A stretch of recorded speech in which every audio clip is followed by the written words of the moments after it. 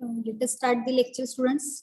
In previous lecture, we have seen the mechanism of water absorption, that is active absorption and passive absorption.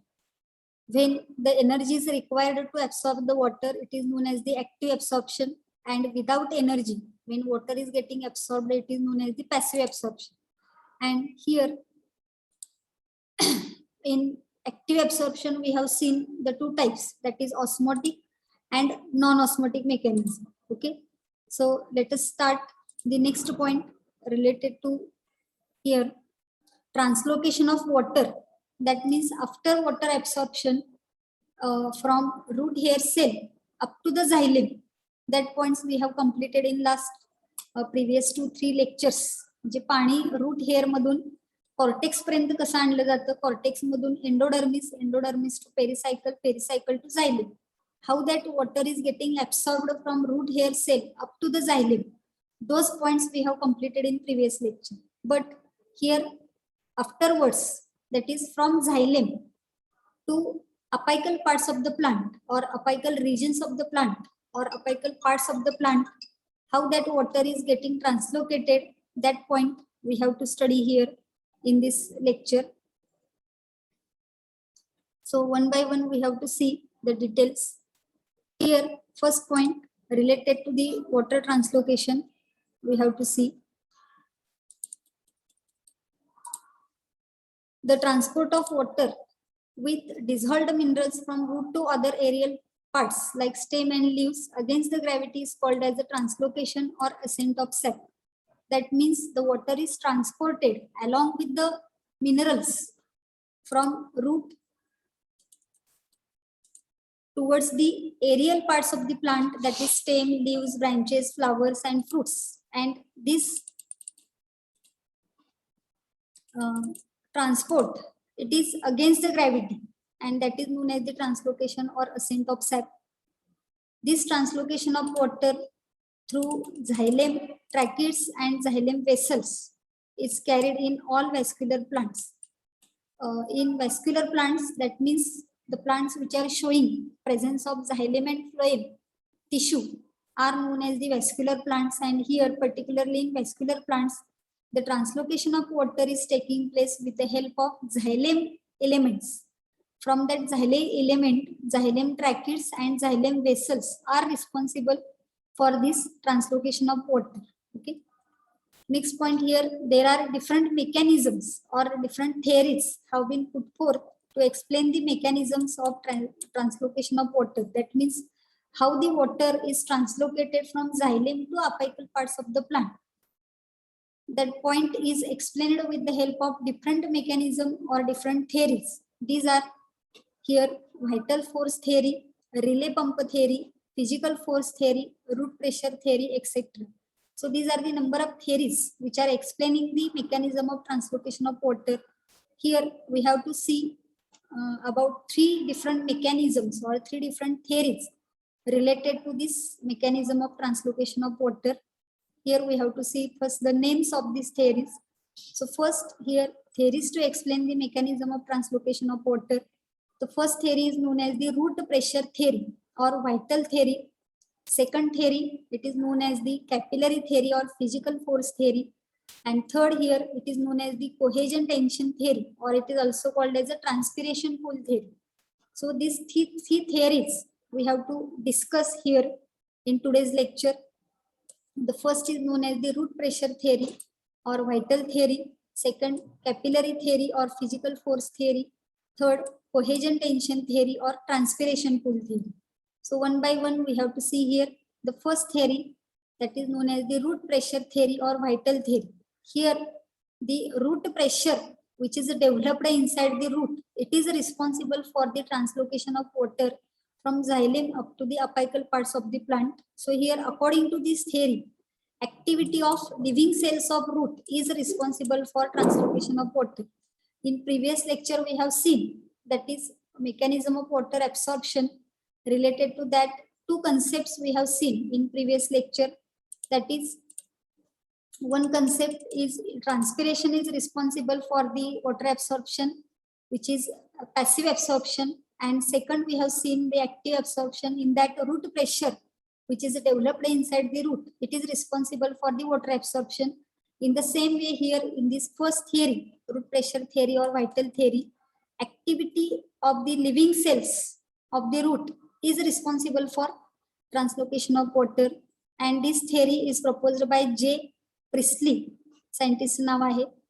And here when a stem of potted plant is cut few inches above the soil by a sharp knife, xylem sap is seen flowing out or oozing out through the cut end. त्यांनी एक experiment केलेला होता जे प्रिस्लेनी. काय experiment केलेला आहे बघा, तर एक पॉटेड प्लांट घ्यायचा आहे, म्हणजे कुंडीमध्ये लावलेलं झाड घ्यायचं आहे, and that potted plant stem it is cut up to above few inches above the soil, म्हणजे जमिनीपासून किंवा त्या कुंडीमध्ये माती जिथे घातलेली असेल त्याच्या थोड्याशा अंतरावरती आपण ते स्टेम काय करायचं, शार्प नाईफ घेऊन कट करायचं. आणि काही काळानंतर म्हणजे काही तासानंतर वगैरे आपल्याला बघायला मिळेल की झायलेम सॅप जो आहे, that means water and minerals are seen flowing out or oozing out through the cut end. ज्या ठिकाणी आपण कट केलेला आहे त्या ठिकाणी तुम्हाला झायलेम सॅप जो आहे तो ऊज होऊन बाहेर आलेला, म्हणजे तो बाहेर आलेला आपल्याला बघायला मिळेल. आणि याच्यावरूनच त्यांनी सांगितलेलं आहे की दिस एक्सुडेशन, जे बाहेर आलेलं मटेरियल आहे त्याला एक्सुडेशन म्हणलं जातं. This exudation at the cut end of stem is good proof for the existence of the root pressure. म्हणजे खालून रूटला प्रेशर असेल तरच ते मटेरियल वरती ढकललं जाणार आहे. आणि ज्या अर्थी ज्या वेळेला आपण कट करतो त्या स्टेमला आणि त्या ठिकाणी झायलेम सॅप वर आलेला बघायला मिळतो, याचा अर्थ रूट मध्ये काहीतरी प्रेशर अवेलेबल आहे की ज्याच्यामुळं हे झायलेम सॅप जो आहे तो वर आलेला आपल्याला त्या कट एंड मधून ऊज झालेला बघायला मिळतो. हे या मेकॅनिझम मध्ये सांगितलेलं आहे. And here water absorption by roots is a constant and continuous process. Thus hydrostatic pressure is developed in the living cells of the cortex of root म्हणलेलं आहे.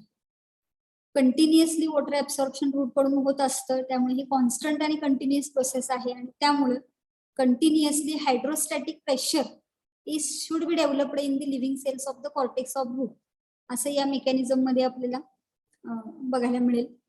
Next point here, this is termed as a root pressure by S hells.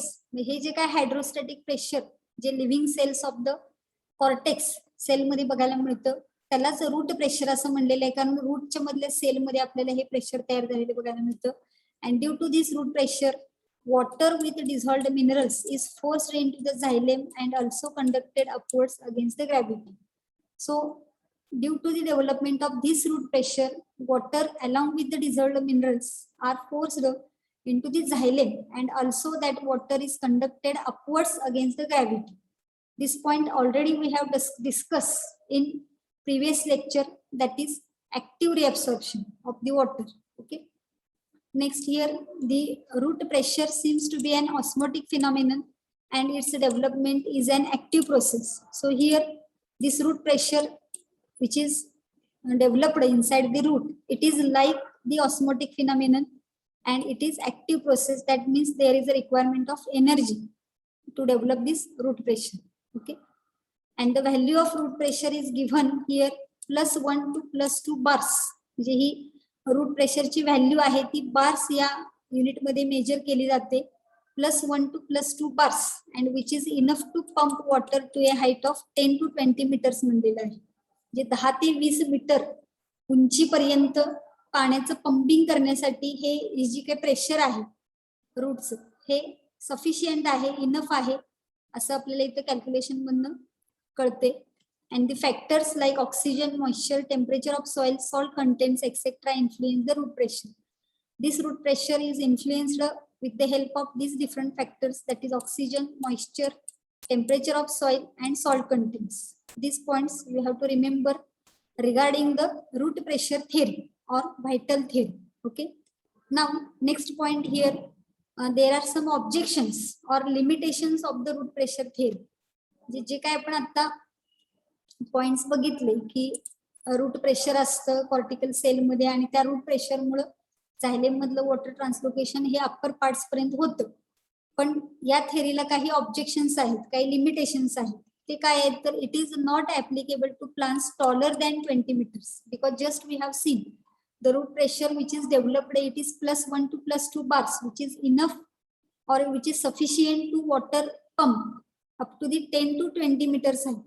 पण जी झाडं 20 metre पेक्षा उंच आहेत, जास्त उंच आहेत 20 मीटर पेक्षा, त्यांच्यामध्ये रूट प्रेशर थेरी कडून कशा पद्धतीनं वॉटर ट्रान्सलोकेशन होईल हे सांगता येणार नाही आपल्याला. त्यामुळे हे पहिलं ऑब्जेक्शन आहे की it is not possible that root pressure is responsible for water translocation in the plants which are having the height about the 20 meters. म्हणजे 20 मीटर पेक्षा जास्त उंचीच्या झाडांमध्ये फक्त रूट प्रेशरमुळे पाणी वर ढकललं जाणार नाही. ओके, हे फर्स्ट ऑब्जेक्शन आहे किंवा लिमिटेशन आहे. Second, here the ascent of sap can also occur even in the absence of root system. म्हणजे रूट सिस्टीम नसली तरी सुद्धा ascent of sap that is translocation आहे ते आपल्याला झालेलं बघायला मिळतं. Root pressure value is almost nearly zero in the taller gymnosperm trees. जे टॉलर जिम्नोस्पर्मिक प्लांट्स आहेत, कोनिफेरस ट्रीज आहेत, त्यांच्यामध्ये जर रूट प्रेशर व्हॅल्यू जर बघितली तर ऑलमोस्ट नियरली झिरो असते. आता आपण व्हॅल्यू बघितली होती, किती होती? +1 to +2 होती. परंतु जिम्नोस्पर्मिक टॉल जिम्नोस्पर्मिक ट्रीज मध्ये ही व्हॅल्यू किती सांगितलेली आहे? 0 सांगितलेली आहे. मग 0 व्हॅल्यू असताना कसं रूट प्रेशर तिथे डेव्हलप होईल, किंवा त्या 0 रूट प्रेशरच्या व्हॅल्यूला कशा पद्धतीने पाणी वॉटर ट्रान्सलोकेट होईल हे एक लिमिटेशन ह्या थेरीचं आहे किंवा ऑब्जेक्शन आहे.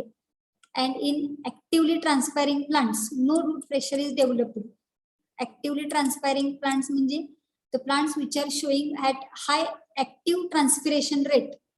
So in those plants, how the root pressure is developed? Because there is no root pressure developed. So in that plant, how the water translocation is taking place? That point is here objection to this theory. The xylem sap is under normal condition is under tension. That is, it shows a negative hydrostatic pressure or high osmotic pressure. So here xylem sap under normal condition is under tension म्हणलेलं आहे. म्हणजे normal condition मध्ये हे under tension असणार आहे आणि त्यामुळे negative hydrostatic pressure और हाय ऑस्मोटिक प्रेशर तिथं डेव्हलप झालेला असेल. And therefore the root pressure is not the sole mechanism. हा पॉइंट महत्वाचा आहे इथं. Explaining the ascent of sap in all plants having different heights. So here you can understand these points that these are the different 5 limitations or objections are present here. Therefore this root pressure theory is not applicable to all the plants. In some plants it is applicable, or in some plants we can see with the help of this root pressure water is getting absorbed and water is getting translocated from xylem up to the aerial parts of the plant. पण सर्वच प्लांटच्या बाबतीमध्ये हे शक्य नाही, त्यामुळे ही theory discard झालेली आहे. Okay, then related to that here a question is there. You have to read the question and give the answer here. बघा, लास्ट इयरच्या नीट एक्झाम मध्ये विचारलेला प्रश्न आहे हा. The process responsible for facilitating loss of water in liquid form from the tip of grass blades at night and in the early morning is plasmolysis, transpiration, root pressure and imbibition. So what will be the answer here? You have to give the answer in the chat box. काय विचारलंय बघा, the process responsible for facilitating loss of water in liquid form from the tip of grass blades at night or early in the morning is काय येईल? पहाटेच्या वेळेला आपल्याला grass blade म्हणजे गवताच्या पाती असतात, त्याच्या टोकावरती आपल्याला अगदी रात्री उशिरा किंवा अगदी अर्ली इन द मॉर्निंग आपल्याला काय बघायला मिळतं? पाणी आलेलं बघायला मिळतं. हे कशामुळे झालेलं असेल? कुठली प्रोसेस त्याला रिस्पॉन्सिबल आहे? प्लाझ्मोलायसिस आहे, ट्रान्सपिरेशन आहे, रूट प्रेशर आहे का इम्बिबिशन आहे? एका मुलीनं उत्तर दिलेलं आहे, बाकीच्यांना कळले का नाही कळलं? ऋतुजा पाटीलनं उत्तर दिलेलं आहे, बाकीच्यांना अर्थ नाही कळला का प्रश्नाचा?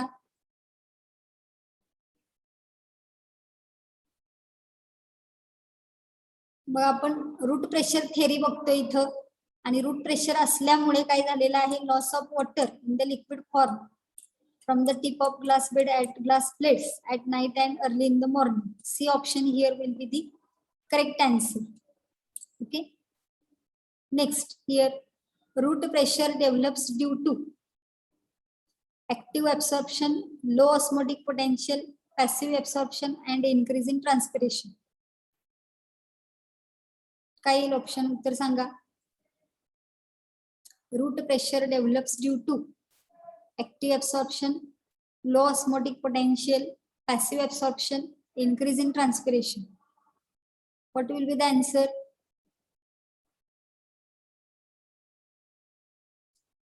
Root pressure develops due to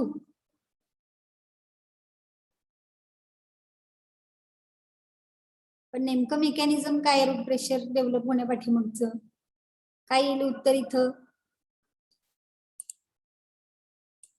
एका मुलीनेच उत्तर बरोबर दिलेलं आहे इथं ऍक्टिव्ह ऍब्सॉर्प्शन हे उत्तर येणार आहे. ऋतुजाचं उत्तर बरोबर आहे. ठीक आहे.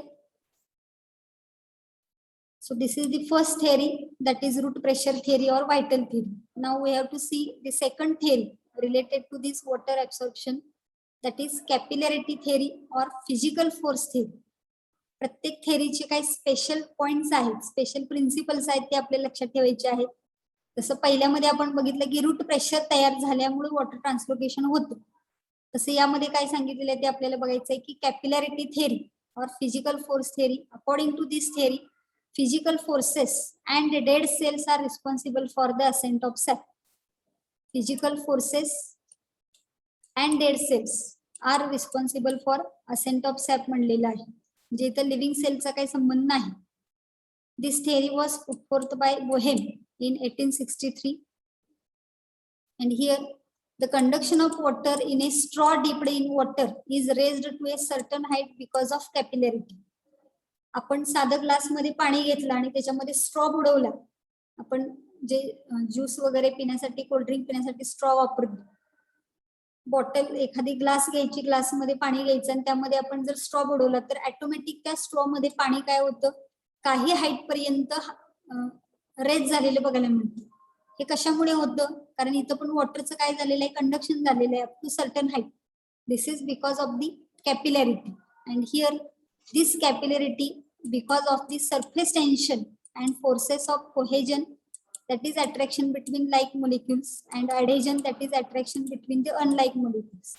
या थेरी मध्ये काय सांगितलेलं आहे की ही कॅपिलॅरिटी जी आहे ती इम्पॉर्टंट आहे वॉटर ट्रान्सलोकेशन साठी. आणि ही कॅपिलॅरिटी कशामुळे तयार झालेली आहे तर this is because of surface tension and forces.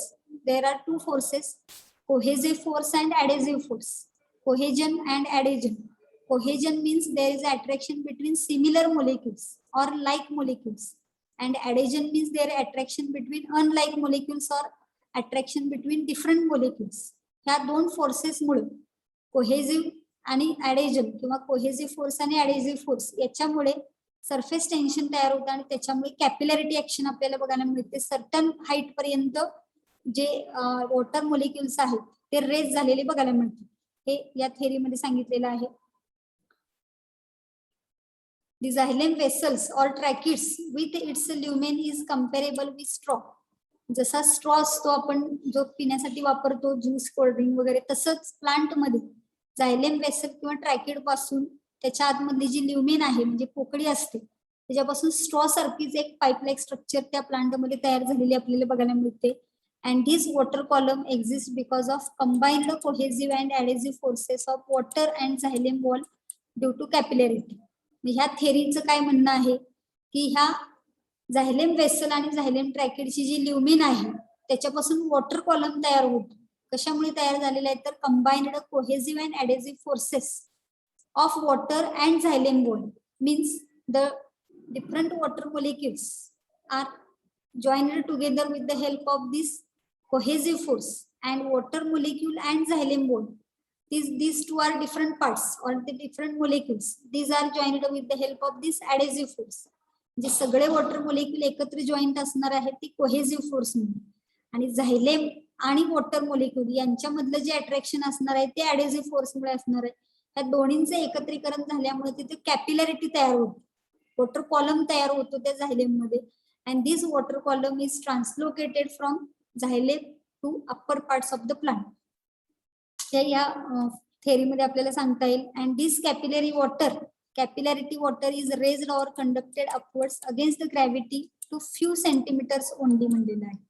तर हे जी कॅपिलॅरिटी वॉटर आहे हे कुठपर्यंत रेज केलं जाऊ शकतं किंवा कुठपर्यंत कंडक्ट केलं जाऊ शकतं तर it is conducted or raised upwards against the gravity to few centimetres only म्हणलेलं आहे, म्हणजे काही सेंटीमीटर्स वरतीच हे रेज होऊ शकतो, हे या थेरीमध्ये आपल्याला सांगता येईल. त्यामुळे this theory is also having some objections or limitation, because just we have seen the raising of water is up to few centimeters only. म्हणजे पुन्हा जी उंच झाडं आहेत, जास्ती उंचीची झाडं आहेत, त्यांच्यामध्ये पुन्हा आपल्याला कसं वॉटर ट्रान्सलोकेशन होतं हे उत्तर काही या थेरी मधून मिळत नाही. त्यामुळे त्याचं ऑब्जेक्शन आहे. So one by one here. First objection, capillary tube that is xylem must be continuously and completely hollow from one end to other end, but tracheids in the xylem show closed end walls. म्हणजे ही जी काही capillary tube आहे झायलेमची ती कशी असली पाहिजे, continuous असली पाहिजे आणि कम्प्लिटली हॉलो पाहिजे from one end to other end.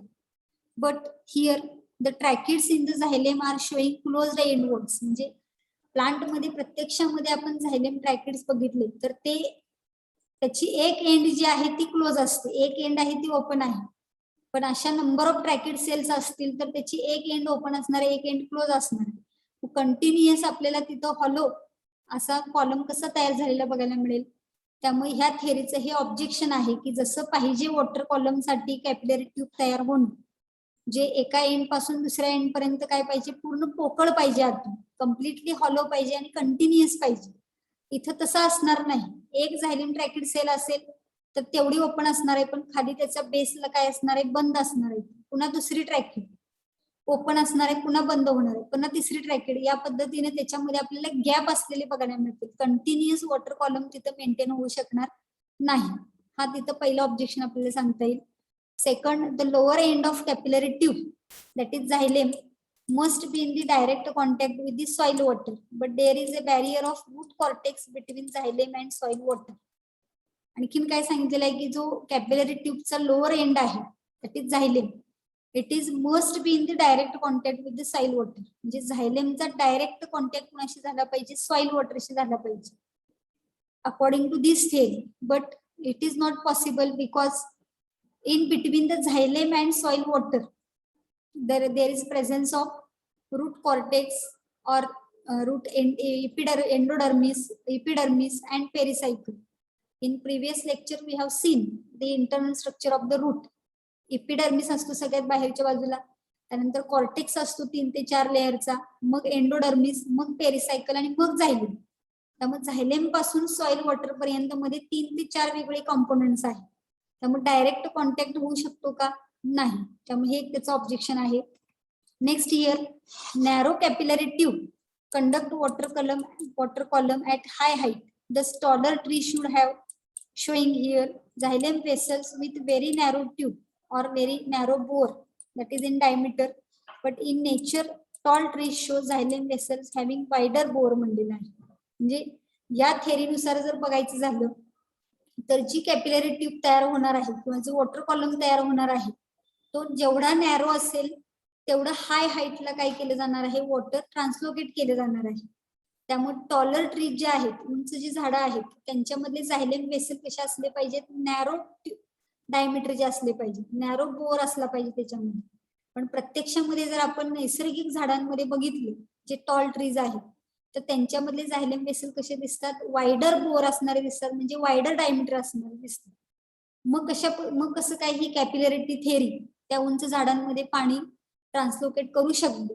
त्यामुळे हे पण एक आपल्याला इथं ऑब्जेक्शन सांगता येईल.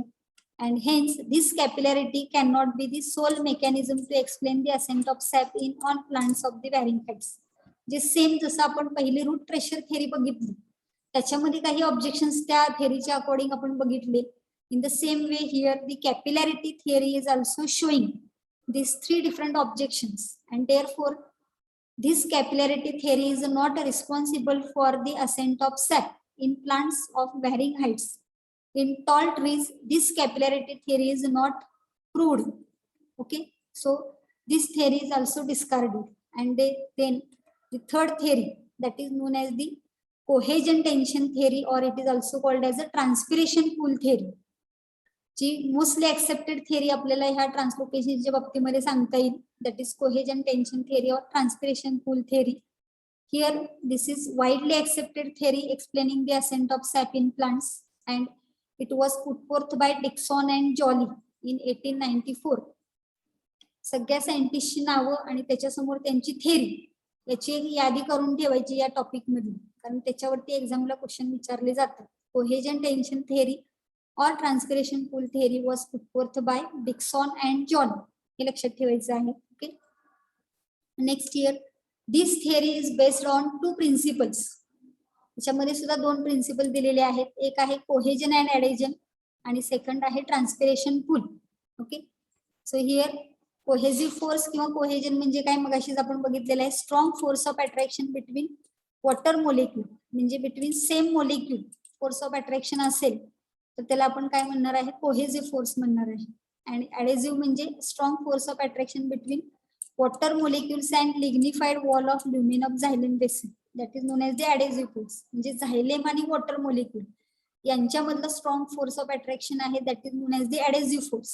And the strong force of attraction between the water molecules, it is known as the cohesive force. Okay, and due to this combined cohesive and adhesive force, there is a continuous water column is developed, that is formed in the xylem right from the root up to the tip of the topmost leaf in the plant. So due to this combined cohesive and adhesive force, there is a development of continuous water column, and this water column is from xylem of the root up to the tip of the topmost leaf in the plant म्हणलेले. म्हणजे root मध्ये असणाऱ्या झायलेम पासून ते अगदी झाडाच्या शेवटच्या टोकाला, वरच्या टोकाला जे पान असणार आहे झाडाचं, त्या पानाच्या टोकापर्यंत हा वॉटर कॉलम जो आहे तो कंटिन्युअसली डेव्हलप झालेला आपल्याला दिसून येतो. या थेरीमध्ये तसं सांगितलेलं आहे. आणि सेकंड कन्सेप्ट यातला ट्रान्सपिरेशन पूल आहे. The transpiration pull is developed in the leaf vessel. It is transmitted down to root and thus responsible for the ascent of sap. जसं जसं ट्रान्सपिरेशन होईल, ट्रान्सपिरेशन म्हणजे काय, प्रिव्हियस लेक्चर मध्ये आपण बघितलेलं आहे, removal of excess amount of water from the aerial parts of the plant म्हणलेलं आहे. तर हे वॉटर ट्रान्सलोकेट होण्यासाठी जसं ट्रान्सपिरेशन होईल तसं रूट कडून ऑटोमॅटिकली पाणी ऍब्सॉर्ब केलं जाणार आहे, त्याला ट्रान्सपिरेशन पूल म्हणलेलं आहे. And here this transpiration pull is responsible for this ascent of sap. Okay, here excess of water is lost in the form of paper and mainly through the stomata found on leaf. Transpiration म्हणजे काय तर excess amount of water हे lost केले जाते in the form of paper and it is taking place mostly through the stomata. Transpiration in detail we have to see or we have to study in this topic later on. पूर्ण mechanism ट्रान्सपिरेशनचा आपण नंतरच्या काही lecture मध्ये बघणार आहे. फक्त आता एवढं लक्षात ठेवा की मेन ट्रान्सपिरेशन जे आहे ते स्टोमॅटा थ्रू होतं. And this water loss increases DPD of the mesophyll cell. Leaf मधून वॉटर लॉस झाल्यामुळे लीफ मध्ये असणारे जे मेसोफिल सेल्स आहेत त्याच्यामध्ये डिफ्युजन प्रेशर डेफिसिट तिथं तयार होतो. And these cells withdraw water ultimately from the xylem in the leaf. आणि त्यामुळं जे झायलेम लीफ मध्ये आहे त्या झायलेम मधलं पाणी काय करतं, मेसोफिल सेल सक करतो, विड्रॉ करून घेतो. And due to this continuous transpiration, a gradient of suction pressure, that is DPD, is developed right from the guard cells up to the xylem in the leaf.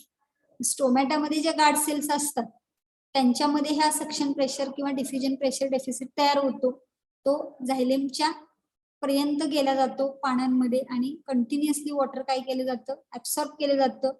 And here this will create a tension called a negative pull or transpiration pull in the xylem and water column is pulled out of the xylem. Continuously leaf मधले sale मध्ये झायलेम मधलं पाणी येईल, त्या झायलेम मध्ये स्टेमच्या झायलेम मधलं पाणी येईल, असं करत करत रूटच्या झायलेम मधलं पाणी वर वर काय केलं जाईल, ओढून घेतलं जाईल, पूल केलं जाईल. म्हणून त्याला ट्रान्सपिरेशन पूल किंवा निगेटिव्ह पूल असं म्हणलेलं आहे कंटिन्युअस वॉटर कॉलम फॉर्म करण्यासाठी. And thus here water is pulled upwards passively against the gravity leading to the ascent of sap.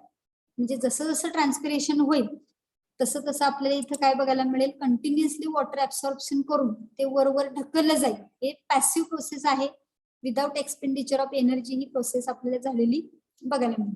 Okay, so here also there are some objections or limitations regarding the transpiration pull theory. So here for transpiration pull water column should be unbroken and continuous. But due to temperature fluctuation during day and night, gas bubbles may enter into the water column, breaking the continuity. तर transpiration पूल मध्ये एक condition आपण बघितली की water column जो आहे तो unbroken आणि कंटिन्युअस असला पाहिजे, पण टेम्परेचर मध्ये फ्लक्च्युएशन असतं, डे ला जास्त असतं, नाईटला कमी असतं. त्यामुळे गॅस बबल्स काय होऊ शकतात, वॉटर कॉलम मध्ये येऊ शकतात, त्यामुळे कंटिन्युटी ब्रेक होऊ शकते. हे पहिलं ऑब्जेक्शन आहे. Second, this mechanism assumes that tracheids are more efficient than the vessels as their end walls support the water column. However, vessels are more evolved than tracheids and more efficient. ह्या mechanism नुसार काय सांगितलेलं आहे की ट्रॅकिड्स more efficient आहेत vessel पेक्षा, जे water column काय करू शकतात, सपोर्ट करू शकतात. परंतु आपण जर प्लांटचा स्टडी केला अनाटॉमिकल, तर प्लांट मध्ये वेसल्सची इव्हॉल्वमेंट जास्त झालेली आहे. ट्रॅकिड पेक्षा वेसल्सची डेव्हलपमेंट जास्त चांगल्या पद्धतीने झालेली आहे आणि ते जास्त एफिशियंट आहे. म्हणजे थेअरीमध्ये सांगितलेल्या पद्धतीने ट्रॅकिड एफिशियंट आहेत, पण प्रत्यक्षामध्ये प्लांटमध्ये बघितलं तर व्हेसल्स एफिशियंट आहे.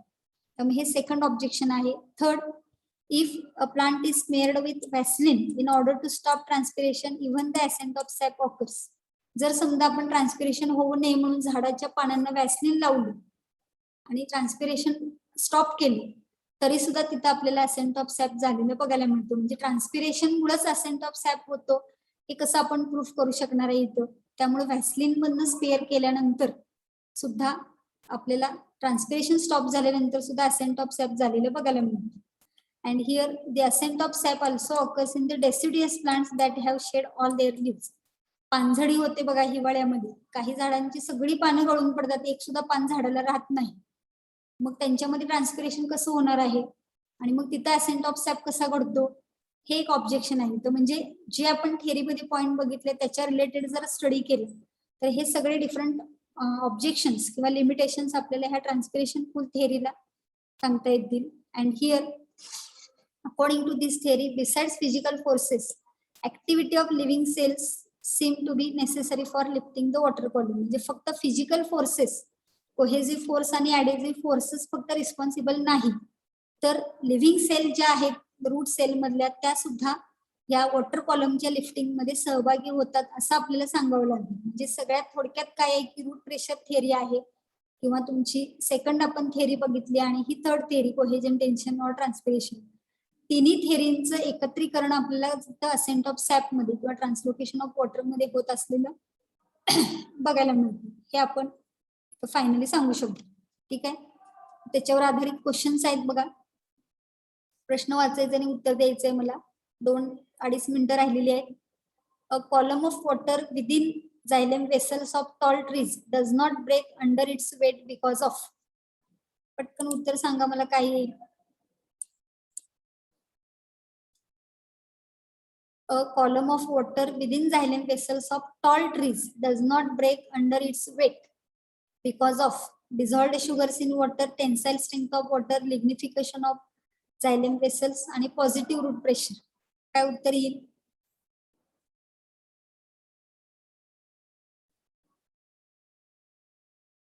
ठीक आहे, मी सांगते उत्तर येईल tensile strength of water. B option आहे त्याचं उत्तर आहे बघा. ठीक आहे. Next, the rupture and fractionation do not usually occur in the water column in vessel or tracheid during the ascent of sap because of. म्हणजे वॉटर कॉलम मध्ये rupture होत नाही, मध्ये काही अडथळा निर्माण होत नाही. Lignified thick wall, cohesion and tension, weak gravitational पूल आणि ट्रान्सपिरेशन पूल. कशामुळे वॉटर कॉलम मेंटेन राहण्याची मदत होईल, कोण मदत करेल ह्या चारीपैकी. आताच आपण शेवटची थेअरी बघितलेली आहे. ट्रान्सपिरेशन पूल आहे, कोहेजन अँड टेन्शन आणि ट्रान्सपिरेशन पूल, हे दोन कन्सेप्ट आपण बघितल्या. त्यापैकी वॉटर कॉलम मेंटेनन्स साठी कोहेसिव्ह आणि ऍडेसिव्ह फोर्स जो आहे तो त्याला रिस्पॉन्सिबल आहे. त्यामुळे बी ऑप्शन आपल्याला इथं उत्तर सांगता येईल. ओके, ठीक आहे. 1 मिनिटापेक्षा कमी वेळ राहिलेला आहे. The next point we have to discuss in the next lecture. Okay.